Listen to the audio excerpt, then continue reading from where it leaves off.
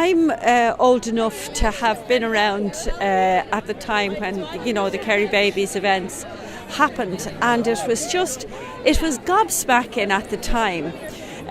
But funny enough, it's even worse now, because I think thankfully Irish society has shifted on that much in the last 34 years that when you hear recounted now in the radio programmes over the last number of days, it's like looking back into something of the Middle Ages where they burnt witches at the stake. The same crowd that went after Joanne Hayes and that lauded the fact that what was done to that woman, they're still here. The backwoodsmen and women that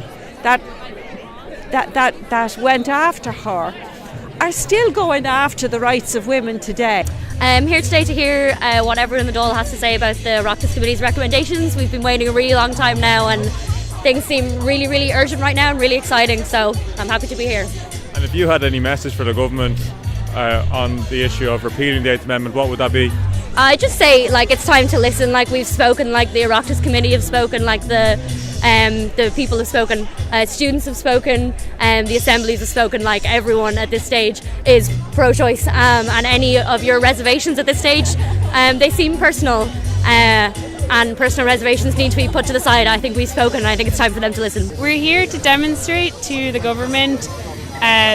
Basically, they're discussing in the Dáil right now some of the conditions for the report on what kind of change to the constitution there will be in terms of the right to choose or abortion rights. And we're here to say that we can't wait anymore. We're not going to let them kick the can down the road and pretend that they don't have to deal with this issue. And we need to mobilise on the streets and have a people power movement that puts pressure on them, because nothing else is going to work. And if you had a message for the government, what would it be? I think that the majority of the population wants the 8th to be repealed and for full reproductive rights for women, and that I don't think anybody here is going to settle for anything less than full access and choice for every woman who needs an abortion. So I think the message that is being sent out today is that this is only the beginning, and we're prepared to ramp up this protest and movement on the streets as much as we have to.